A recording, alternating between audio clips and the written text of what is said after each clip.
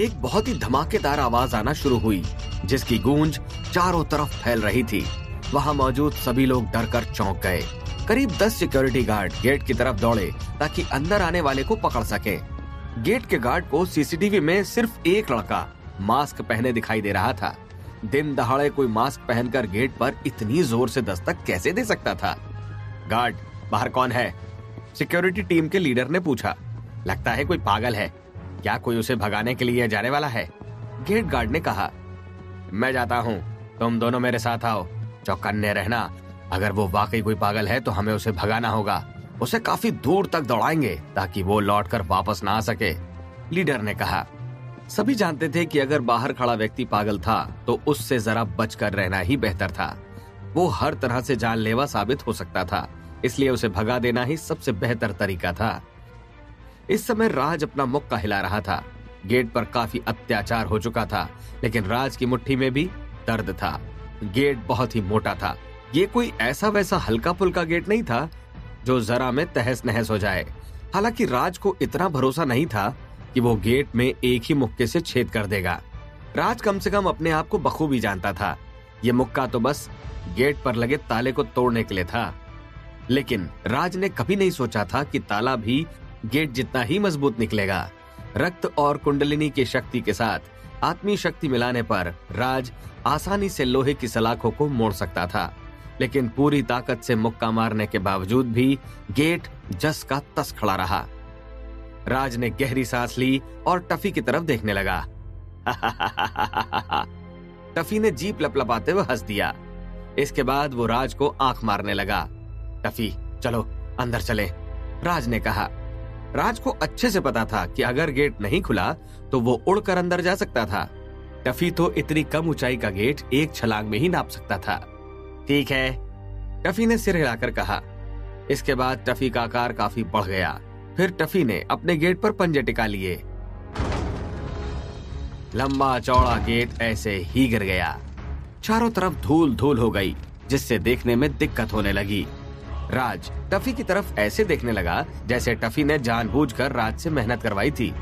राज सोच में डूब गया था कि क्या टफी को यहाँ लाना वाकई अच्छा डिसीजन था या नहीं। इस वक्त सिक्योरिटी टीम लीडर छोटे गेट की तरफ था, जबकि बड़ा गेट एक जोरदार धमाके के साथ गिर गया। सिक्योरिटी टीम लीडर का दिल तो एकदम से रुकने को हुआ। किस्मत से वो छोटे गेट के पास था। अगर ऐसे में वो बड़े गेट के पास होता तो शायद गेट के साथ वो भी कुचला जाता। ये गेट कैसे गिरा?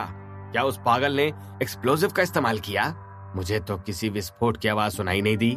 क्या ये कोई नई तरह का बम है? क्या वो जोरदार आवाज इसी बम की थी?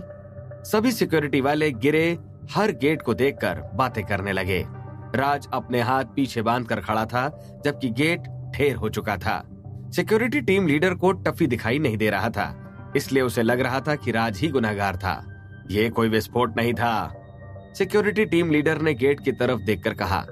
उसे विस्फोट के निशान दूर दूर तक नहीं दिख रहे थे, लेकिन उसे ये भी नहीं समझ आ रहा था कि फिर इस गेट की यह हालत कैसे हुई। हालांकि सिक्योरिटी टीम लीडर ने खुद को काबू में रखा। उसने अपने हाथ से इशारा करके अपने साथियों को राज को घेरने का आदेश दिया। कौन हो तुम? उसने धीमी आवाज में कहा। आराम से भाई, मेरे इरादे गलत नहीं हैं, राज ने हंसकर कहा। यह सुनकर सिक्योरिटी टीम लीडर भौचक्का रह गया। उसे समझ नहीं आ रहा था कि इतना बड़ा दरवाजा धमाके से तोड़ने के बाद कोई ऐसा कैसे कह सकता है कि उसके इरादे नेक है। हाँ, मैं यहाँ एक दोस्त को लेने आया हूँ, राज ने आगे कहा। इसी दौरान राज ने असली सेल्फ मेडिटेशन स्क्रिप्चर एक्टिवेट कर ली और आत्मीय ऊर्जा लेने लगा। तुम्हारा दोस्त? क्या मैं जान सकता हूँ कि तुम्हारा दोस्त कौन है? सिक्योरिटी टीम लीडर ने शक करते हुए पूछा। मेरे दोस्त को तुम लोग अभी लेकर आए हो, मैं उसे ही लेने आया हूँ। इससे बेहतर और कुछ हो ही नहीं सकता अगर तुम लोग उसे खुद लौटा दो। राज की बात सुनकर सिक्योरिटी टीम लीडर कंफ्यूज हो गया। क्या योगेश जी के शौक नवाबी हो गए हैं और वो किसी लड़की को उठा लाए हैं? उसने शांति से अपने बगल में खड़े आदमी से पूछा। उन्हें ऐसा करना तो नहीं चाहिए, योगेश जी उठाकर तो लाए हैं, लेकिन वो तो बस अनाम मंदिर की मूर्ति है। अब उन्होंने पैसा खर्च किया है तो वो जो चाहे उसे उठा कर लाए, सिक्योरिटी वाले ने साथी से कहा। हाँ, वही मूर्ति मेरा दोस्त है। तो क्या तुम्हारे योगेश जी मेरे दोस्त को वापस करेंगे? राज ने कहा। राज की ये बात सुनकर सिक्योरिटी टीम लीडर को राज पर तरस आया, क्योंकि उसकी नजरों में राज पूरी तरह से बेवकूफ था। तुम इतनी बकवास क्यों कर रहे हो? चलो सीधा आगे बढ़ते हैं। उन्होंने बड़ी मुश्किल से उस मूर्ति को हासिल किया है, तुम्हें क्या लगता है वो इतनी आसानी से उसे लौटा देंगे? टफी ने राज को लात मारते हुए कहा। राज के असली सेल्फ मेडिटेशन स्क्रिप्चर में टफी ने खलल डाल दिया था। मैं समय निकालने की कोशिश कर रहा था ताकि आत्मी ऊर्जा को इकट्ठा करके बड़ा वार कर सकूं। राज ने टफी की तरफ देखकर कहा। राज का साथी एक कुत्ता था, ऐसे में उसके पास हमला करने के बहुत ही कम मौके थे, इसलिए राज एक ही हमले में सब कुछ करना चाहता था। मन का दरवाजा खुलने और आधार बनाने का काम पूरा होने के बाद राज की आत्मीय ऊर्जा भी बढ़ने लगी थी। ऐसे में अगर राज आत्मीय दबाव का इस्तेमाल करेगा तो इससे उसकी टीचर को डराने से भी ज्यादा भयानक नतीजे मिल सकते थे। बस इसी कारण राज आत्मीय ऊर्जा जुटा रहा था, लेकिन टफी की लात के कारण उसकी काफी मेहनत बर्बाद होते होते बची। तो तुम इसका इस्तेमाल कब करने वाले हो? टफी ने कहा। बस अब करने ही वाला हूँ। राज ने गहरी सांस ली और असली सेल्फ मेडिटेशन स्क्रिप्चर एक्टिवेट करके अपनी आंखें खोल ली। अगले ही पल जिस आत्मीय ऊर्जा को वो रोक कर रखे था वो चारों तरफ फैलने लगी और सिक्योरिटी टीम लीडर और उसके साथियों की ओर बढ़ने लगी। सिक्योरिटी टीम लीडर राज को हवा से बातें करते हुए देख रहा था, जिससे वो राज को पूरी तरह से पागल समझ चुका था। उसकी नजरों में राज ऐसा पागल था जिसके पास बड़े गेट को तोड़ने की काबिलियत थी। उन्हें लगने लगा था कि उसे किसी पागल खाने में फोन करके उन्हें बुला लेना चाहिए। ठीक तभी उन सभी को उनके शरीरों में अजीब सी हलचल महसूस होने लगी और उनके रोंगटे खड़े होने लगे। अचानक ही उन्हें एक भयानक सा जानवर उनकी तरफ बढ़ता हुआ महसूस होने लगा। उस जानवर का खूनी मुंह पूरा खुला हुआ था और वो उन सभी को खाना चाहता था। ये सब देखकर उन सभी के हाथ पैर फूलने लगे और वो सभी अपने सिरों पर हाथ रखकर बैठ गए। कुछ लोगों के पैर सुन्न हो गए थे। इनमें से कोई भी ढेर नहीं हुआ, राज ने कहा। उसे लगा था कि आधार बनाने और मन का दरवाजा खुल जाने के बाद अगर वो आत्मीय दबाव इस्तेमाल करेगा तो सभी ढेर हो जाएंगे। तुम्हारी जितनी आत्मीय ऊर्जा थी उसमें लोगों के बस पैर ही सुन्न हो सकते हैं। सभी को ढेर करने के लिए कम से कम 5वीं रैंक का सिद्ध चक्र होना जरूरी है, टफी ने कहा। लेकिन राज इतना भी बेवकूफ नहीं था कि 5वीं रैंक का सिद्ध चक्र हासिल करने के बाद भी आत्मीय दबाव जैसी हल्की टेक्निक का इस्तेमाल करे। उस वक्त राज अपनी शक्तियों का इस्तेमाल करके ही सबको आसानी से ढेर कर सकता था। अभी के लिए सबसे पहले सिक्योरिटी टीम लीडर ही ठीक हुआ। इसके साथ कुछ अजीब सी बात है, सभी कंधे से कंधा मिलाकर आगे बढ़ो, टीम लीडर ने चिल्लाकर कहा। टीम लीडर की आवाज से सभी के अंदर का डर निकल गया और वो सभी राज की तरफ बढ़ने लगे। करीब 30 ही सेकंड में राज अपने मुक्के बरसाकर हाथ झटक रहा था। टीम लीडर और बाकी सब दर्द के मारे जमीन पर ढेर पड़े थे। मैं जिस आत्मीय दबाव के चक्कर में रुका हुआ था वो मेरे मुक्के के आगे कुछ भी नहीं है, राज ने अपनी मुक्के की तरफ देखकर कहा। इसलिए ही मैंने पहले ही कहा था कि तुम समय बर्बाद कर रहे हो। अब खेल कूद बंद करो और वसीम को लेकर चलो। मुझे अपनी पत्नी की अब याद आ रही है, टफी ने कहा। उस इलाके में एक छोटी सी बिल्डिंग और एक बरामदा था। यही योगेश का घर था। योगेश ने 20 लोगों की मदद से मूर्ति को बरामदे में रखवा दिया था। कपड़े से ढके होने के बाद भी मूर्ति के करीब से गुजरने पर दिल की धड़कनें तेज हो रही थी। बाहर क्या हुआ है? योगेश ने पूछा। लगता है किसी ने परेशानी खड़ी कर दी है। हमारे टीम लीडर मामले को निपटाने के लिए गए हैं। मुझे पूरा भरोसा है मामला जल्द ही रफा दफा हो जाएगा, एक मुश्तंडे ने जवाब दिया। ठीक है, परेशानी खड़ी करने वाले को उन्हें ही निपटा देने दो ताकि वो मेरी नाक में दम न करे, योगेश ने अपने हाथ हिलाते हुए कहा। इसके बाद योगेश एक्साइटेड होकर अपने हाथ मलने लगा। उसने मूर्ति पर ढके कपड़े को पकड़ा और उसे हटा दिया। मूर्ति एक बार फिर से उसकी आंखों के सामने थी। बहुत बढ़िया, अब मैं अपनी पूरी जिंदगी इसे देखता रहूंगा, योगेश ने कहा। योगेश सिर्फ और सिर्फ इस मूर्ति को अपने पास रखना चाहता था। योगेश एक पुजारी की तरह हर चीज का त्याग करके जीवन बिताने को तैयार था और रात दिन मूर्ति की पूजा करना चाहता था। मिल गए। जब योगेश अपने ख्यालों में डूबा था तभी उसे अपने बगल से आवाज सुनाई दी। योगेश ने अपना सिर उठाकर देखा तो बरामदे में कोई खड़ा था। जिसने चेहरे पर मास्क पहना था। हेलो, वो मूर्ति मेरे दोस्त हैं, मैं उन्हें वापस ले जाने आया हूँ। राज ने हाथ हिलाते हुए योगेश से कहा। वापस ले जाना चाहते हो? ये नहीं हो सकता, तुम्हें ऐसा सपने में भी नहीं सोचना चाहिए। ये मूर्ति हमेशा हमेशा के लिए मेरी है, योगेश ने गुस्से में कहा। बहुत सिरदर्द है ये सब, राज ने गहरी सांस लेकर कहा। इसी समय अगर वसीम अपना मेडिटेशन ना करके मूर्ति से बाहर आ जाता तो सारी मेहनत बच जाती। अफसोस की बात है कि ये मूर्ति किसी की नहीं है। तुम इस मूर्ति की ताकत के वश में आ गए हो। थोड़ी देर जाकर आराम करो, उठने के बाद सब बढ़िया हो जाएगा, राज ने आगे बढ़ते हुए कहा। राज योगेश को एक जोरदार चपत लगाकर उसे अच्छी नींद देना चाहता था। भैया, मैंने सुना है कि आप एक पवित्र मूर्ति को ही उठा कर ले आए हैं। आखिर आपके दिमाग में क्या चल रहा था? तभी एक लड़की की कमजोर सी आवाज सुनाई दी। आखिर ये लड़की कौन थी? क्या राज वसीम को ले जाने में कामयाब हो पाएगा? लड़की की आवाज में गुस्सा भरा था। उसके पीछे सूट बूट में एक मुश्तंडा था जो उस लड़की की व्हीलचेयर को लुढ़का रहा था। एक 17-18 साल की लड़की व्हीलचेयर पर थी। उसके बाल खुले हुए थे, उसकी आंखें एकदम काली थी, उसका रंग सफेद था, लेकिन ये रंग बीमारी के कारण हुआ था। असल में उसके पैरों में कोई दिक्कत नहीं थी, लेकिन उसकी बीमारी के कारण उसे व्हीलचेयर पर बैठना पड़ रहा था। हर दिन एक निश्चित समय के लिए उसका शरीर काफी कमजोर हो जाता था।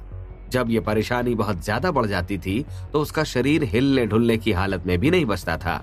उसका परिवार उसे डॉक्टर को दिखा चुका था, लेकिन दुनिया भर के डॉक्टर भी उसकी बीमारी का पता नहीं लगा पाए थे। फिर उसे ठीक करने की बात तो बहुत दूर थी। योगेश अपनी बहन के लिए मन्नत मांगने ही अनाम मंदिर गया था, लेकिन जब योगेश ने अनाम संत की मूर्ति को देखा तो उसके इरादे ही बदल गए। अपनी बहन को गुस्से में देखकर योगेश का दिमाग काफी हद तक खुल गया। इस मूर्ति को इसके मंदिर में वापस ले जाकर माफी मांगिए। भले ही वो लड़की कमजोर थी, लेकिन होंकार किसी खूंखार जानवर से कम नहीं थी। योगेश पीछे मुड़ा और उसने शर्मिंदगी से अपना सिर झुका लिया। क्या मैं इसे रख नहीं सकता? मैं इसकी जगह 10 मूर्तियां वहां भिजवा दूंगा। थोड़ी देर रुकने के बाद योगेश ने कहा, भैया, आप मुझे सिर्फ और सिर्फ गुस्सा ही दिलाना चाहते हैं, है ना? या तो आप मूर्ति को वापस रख कर आओ या खुद मूर्ति में बदल कर वहां चले जाओ। इसमें से आपको जो सही लगे वो चुन लो, लड़की ने व्हीलचेयर को जोर से धकेलते हुए कहा। भले ही लड़की गुस्से में थी, लेकिन उसकी आवाज में एक नरमी और मिठास थी। उसकी आवाज सुनकर ही किसी का भी दिल पिघल सकता था। इसी बीच दोनों भाई बहन ने राज को पूरी तरह से नजरअंदाज किया। टफी भी उस लड़की को देख रहा था। राज ने भी गौर से दोनों को देखा। उसे लगा कि भले ही लड़की छोटी थी, लेकिन उसकी बातें बड़ी बहनों की तरह ही थी, जबकि योगेश बड़ा भाई होने के बावजूद भी छोटे भाई की तरह बिहेव कर रहा था। कुछ दिनों के बाद अगर मैं मूर्ति को वापस भेज दूं तो? योगेश ने दांत पीसते हुए कहा। योगेश को लग रहा था कि अगर उसने इतना पैसा खर्च किया है तो कम से कम इस मूर्ति का थोड़ा फायदा तो उठा ही ले। अब आप अभी जाकर वो मूर्ति वापस रख कर आओ, लड़की ने अपनी पूरी ताकत लगाकर कहा, और वो कुर्सी पर ढेर हो गई। राज, जाओ वसीम की मूर्ति उठाओ और चलो, टफी ने अपनी पूंछ हिलाते हुए कहा। अच्छा ठीक है, राज ने कहा। अच्छा ये बताओ, चलने के पहले थोड़ा पुण्य कमाना चाहोगे? टफी ने कहा। पुण्य? कैसे? राज ने पूछा। तुम अपने साथ थकान मिटाने वाली दवाई लेकर चल रहे हो ना, जो तुमने खुद ही बनाई है और उसकी ताकत भी ज्यादा है? टफी ने सीरियस होकर कहा। हाँ मैं लेकर चल रहा हूँ, राज ने जवाब दिया।